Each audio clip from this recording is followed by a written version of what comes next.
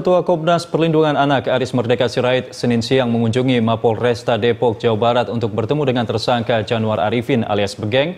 Pada pertemuan itu, Begeng mengaku melakukan pembunuhan korban C hanya seorang diri. Selama 1 jam, Aris bertemu dan berdialog dengan Begeng di ruang penyelidikan Polresta Depok. Begeng mengaku dirinya membunuh bocah SD kelas 1 itu karena panik saat polisi mendatangi kediamannya. Pembunuhan itu juga dilakukan seorang diri. Aris menegaskan apa yang dilakukan Begeng sudah termasuk kejahatan luar biasa. Dan untuk mengetahui secara pasti motif pembunuhan itu, ia menyerahkan sepenuhnya pada penyelidikan kepolisian. Namun pihaknya akan mendatangkan ahli forensik psikologis untuk membantu kepolisian dalam proses pemeriksaan kejiwaan terhadap tersangka. Jika pemeriksaan ahli forensik psikologis nanti terbukti adanya kelainan seks pada tersangka, Komnas Perlindungan Anak mendukung dijatuhkannya hukuman kebiri bagi pelaku. Ini merupakan extraordinary crime atau kejahatan luar biasa, dan Bapak Presiden ketika menerima kami di istana, beliau sudah menyepakati bahwa segala bentuk kekerasan berupa perampasan kemerdekaan dan penghilangan paksa hak hidup anak yang diawali dengan kejahatan seksual misalnya, itu ditetapkan sebagai extraordinary crime. Jadi apa yang terjadi di Depok ini saya kira bagian dari komitmen itu. Oleh karena itu tidaklah berlebihan kalau Perpu tentang pemberatan hukuman kebiri lewat suntik kimia itu di dalamnya adalah mendefinisikan, perspektifnya adalah segala bentuk kekerasan yang berupa pelanggaran hak asasi, perampasan kemerdekaan dan penghilangan paksa hak hidup. Kita beralih ke informasi lain, 6 korban luka bakar dalam insiden ledakan pipa Pertamina Jatibarang dirawat intensif di Rumah Sakit Sumber Waras Cirebon. Seluruh korban mengalami luka bakar dengan kondisi parah, sementara 1 orang lainnya meninggal akibat terkena ledakan. Ke-6 korban luka bakar ini adalah Junu, Mustafa, Supatma, Faturrahman, Gunawan, dan Joko. 6 orang korban yang merupakan pekerja pipa sumur Pertamina ini mengalami luka bakar serius sehingga harus mendapatkan perawatan khusus di ruang ICU Rumah Sakit Sumber Waras. Dokter di rumah sakit setempat menegaskan kondisi korban mengalami luka bakar sekitar 60%, sementara 2 orang diantaranya mengalami luka bakar parah dan dalam kondisi kritis. Ledakan juga mengakibatkan 1 orang pekerja meninggal di lokasi kejadian. 6 korban luka bakar ya, itu dari lokasi pengeboran. Jadi 5 diantaranya itu masuk ruang ICU, yang satunya masuk ruang perawatan seperti biasa. Yang 5 itu ya salah satunya ada yang luka derajat berat, jadi harus memang butuh penanganan khusus. Tersangka penculikan dan pembunuhan bocah SD tiba di Mapolresta Depok, Jawa Barat dengan tangan diborgol. Tersangka Begeng langsung menjalani pemeriksaan. Dengan pengawalan ketat dari kepolisian bersenjata lengkap, tersangka penculikan dan pembunuhan siswa SD ini tiba di Mapolresta Depok. Tersangka ditangkap di rumahnya di wilayah Lubang Buaya Cipayung, Jakarta Timur. Saat penangkapan, polisi menemukan korban, seorang anak berusia 7 tahun dalam keadaan meninggal. Selain tersangka, polisi juga mengamankan sebuah motor yang digunakan tersangka untuk menculik korban. Tersangka langsung dimasukkan ke ruang gelar perkara untuk menjalani pemeriksaan. Jamaluddin, siswa SD di Depok, menjadi korban penculikan pada Sabtu kemarin. Ia ditemukan tewas di sebuah rumah di wilayah Lubang Buaya Cipayung, Jakarta Timur. Jasad J, bocah korban penculikan dan pembunuhan warga Depok, Jawa Barat, kini masih diotopsi di Rumah Sakit Polri. Ya, pihak keluarga meminta polisi mengusut tuntas kasus ini dan menghukum pelaku seberat-beratnya.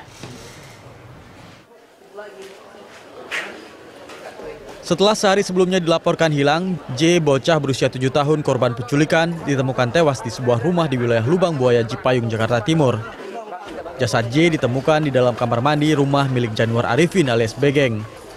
Polisi pun langsung menggelandang Begeng ke Polresta Depok. Zubaidah, ibu korban, tak henti-hentinya menangis mendengar kabar duka dari polisi tersebut. Sementara Neneng, kakak korban, juga terlihat syok dan tidak henti-hentinya menangis.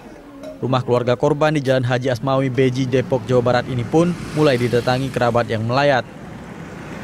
Zubaidah, ibu korban, mengaku tidak menyangka peristiwa penculikan ini merenggut nyawa putranya yang masih duduk di bangku kelas 1 sekolah dasar itu.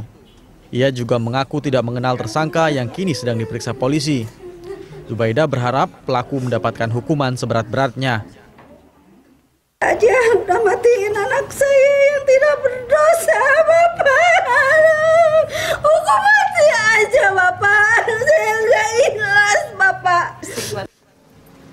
Sementara saat diperiksa di Mapolresta Depok, tersangka Januar Arifin alias Begeng mengaku tidak menculik dan membunuh korban.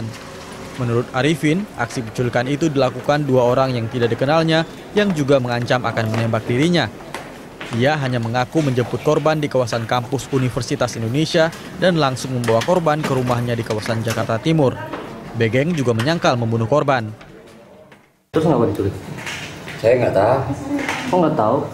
Bukan saya. Terus siapa yang nyulik? Ada yang lain. Siapa? Bisa meninggal? Saya nggak tahu. Bisa meninggal kenapa dia? Diapain? Nggak ada apa-apain. Saya nggak tahu. Kenapa bisa di tempat abang? Ya karena saya diancam juga. Diancamnya gimana? Diancamnya kalau antu anak harus dibawa ke rumah. Tapi kamu culik anaknya? Enggak, saya yang nyulik. Siapa? Bukan saya yang nyulik. Siapa yang bawa? Nggak tahu saya juga. Kini polisi masih menyelidiki dan mencari keterangan lebih lanjut untuk mengungkap kasus penculikan dan pembunuhan anak ini. Sementara jasad korban setelah menjalani otopsi di Rumah Sakit Polri akan segera diserahkan kepada pihak keluarga untuk dimakamkan. Ahmad Fauzi, Berita 1, Depok, Jawa Barat. Usai menjalani otopsi di Rumah Sakit Polri, Kramat Jati, Jakarta Timur, jenazah korban penculikan dan pembunuhan dibawa pulang oleh keluarganya. Keluarga berharap pelaku dihukum maksimal sesuai dengan hukum yang berlaku.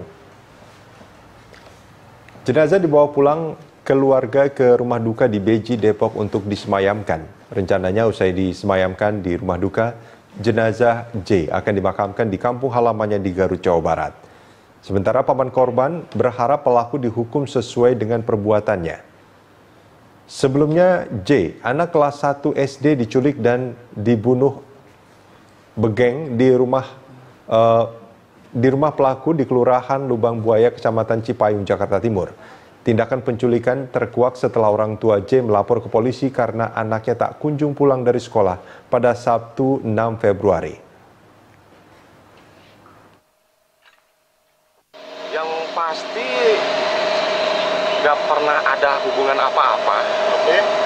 Mungkin hanya sebatas kenal wajah karena pelaku itu sering nongkrong gitu, nongkrong di tempat daerah kita gitu, di Beji gitu. Ya rencana insya Allah kita akan makamkan di daerah Garut. Pemirsa, Polda Metro Jaya menggelar rekonstruksi kasus kematian Mirna di Cafe Olivier. Rekonstruksi berlangsung lebih tertutup dibanding rekonstruksi sebelumnya. Rekonstruksi yang berlangsung sejak Sabtu pagi dihadiri tersangka Jessica Kumala Wongso. Berbeda dengan rekonstruksi sebelumnya, para wartawan tidak diperbolehkan masuk ke dalam halaman Cafe Olivier oleh pihak manajemen Grand Indonesia. Wartawan hanya diperbolehkan mengambil gambar dari luar pagar. Cafe Olivier menutup jendela dengan kain. Di sekitar kafe juga dikelilingi tanaman dan jumlah anggota Polda Metro Jaya pun lebih banyak dari rekonstruksi sebelumnya.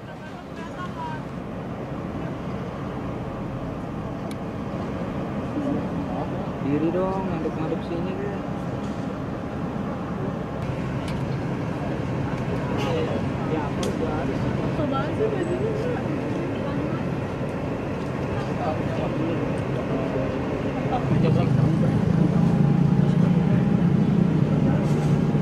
Masih bisa ketawa loh.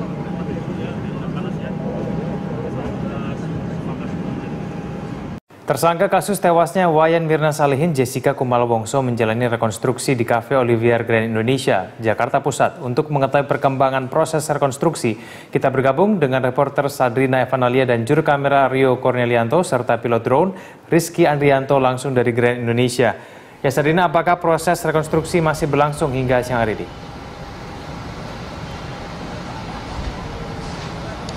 Egan, proses rekonstruksi atas kasus kematian Wayan Mirna Salihin setelah meminum kopi di Cafe Olivier Jakarta Pusat ini masih terus dilangsungkan.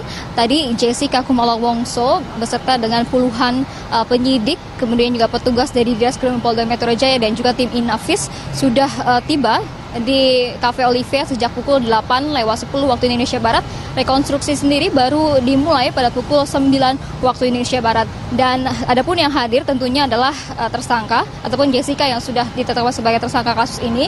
Kemudian juga tadi kami melihat ada Direktorat Polda Metro Jaya, yaitu Kombes Pol Krisnamurti, dan juga di sini Jessica didampingi oleh 3 kuasa hukumnya, yaitu Yudi Wibowo dan juga 2 orang lainnya. Sementara itu rekonstruksi masih terus dilangsungkan pada siang hari ini. Ini berarti sudah ada waktu 2 jam dari proses rekonstruksi, di mana tadi kami melihat melalui dari jendela dari Cafe Olivier ini, Jessica memang melakukan sejumlah adegan, terutama yang kami lihat adalah ketika Jessica meminta ataupun memesan minuman kepada salah satu pelayan, dan pelayan ini diberi papan nama yaitu dengan nama Saksi Cindy. Kemudian juga Jessica terlihat melakukan adegan-adegan lainnya. Kemudian juga Jessica memasuki ruangan ataupun indoor dari Cafe Olivier ini. Sampai sejauh ini belum ada pernyataan resmi dari Direskrimum Polda Metro Jaya ataupun dari Kombes Pol Krisnamurti, karena masih ada ataupun masih berlanjut proses rekonstruksi ini. Kemudian juga bisa saya jelaskan sedikit, Egan, ini rekonstruksi yang pertama bagi Jessica setelah ditetapkan sebagai tersangka. Namun rekonstruksi ini adalah rekonstruksi ketiga dalam kasus kematian Wayan Mirna Salihin. Dan jika sebelumnya rekonstruksi yang sebelumnya ini terkesan memang terbuka, tapi untuk kali ini terkesan sangat tertutup, di mana para teman-teman media di sini tidak bisa masuk ke dalam teras dari Cafe Olivier ini dan hanya dapat mengambil gambar